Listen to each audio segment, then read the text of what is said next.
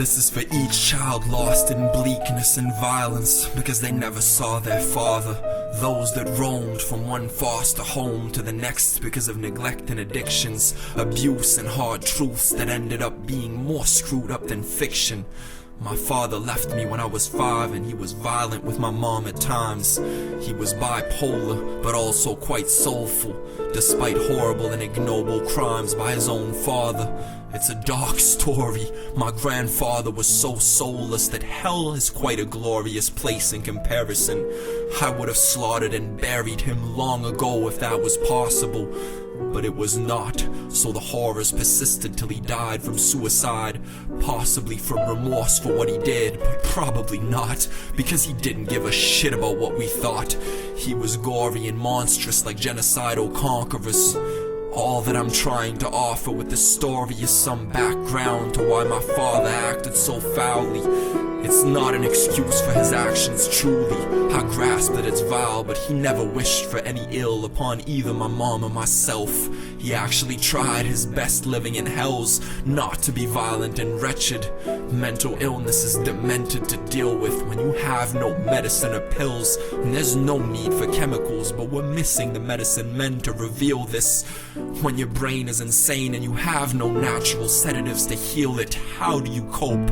Powerless at the end of your rope. He was no coward. He was meant to be a soul as powerful as a yogi and as disciplined, but nobody even mentioned what was going on. It was kept as a dark secret, and there was no one to protect them at all. Even my father's mom was being beaten each evening and cheated on with each being my grandfather could find in the bleak region. How can you stop this when nobody talks and society watches the drama that unfolds like an old homeless person dying in the cold, while all those walking by ignore them and stroll past them without asking why? It's so ghastly.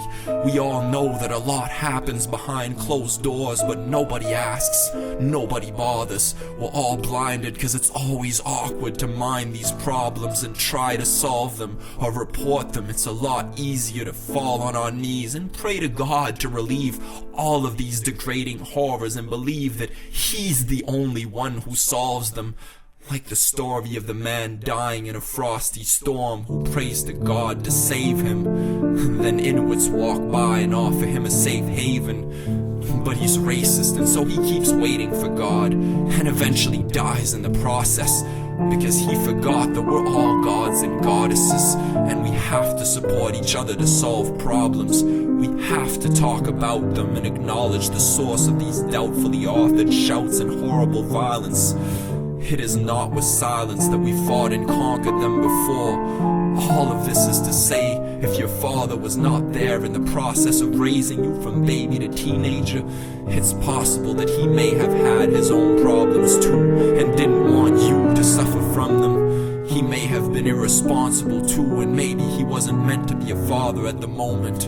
We all have to grow regardless and offer atonement to all that we know and all that walk along this lonely road, thinking only of solace and hope. When I think of my father at the moment, I think of Brahma, the creator, and I hope that he finally made it to where he wanted to go when he died. So pay no mind to the ghosts and zombies trying to offer you toted gospels and laws of lies about righteousness. Sometimes death brings light, and life springs from the death of vice. Breathe with blessed might. Everything is recycled endlessly. So see with celestial sight. See with celestial sight.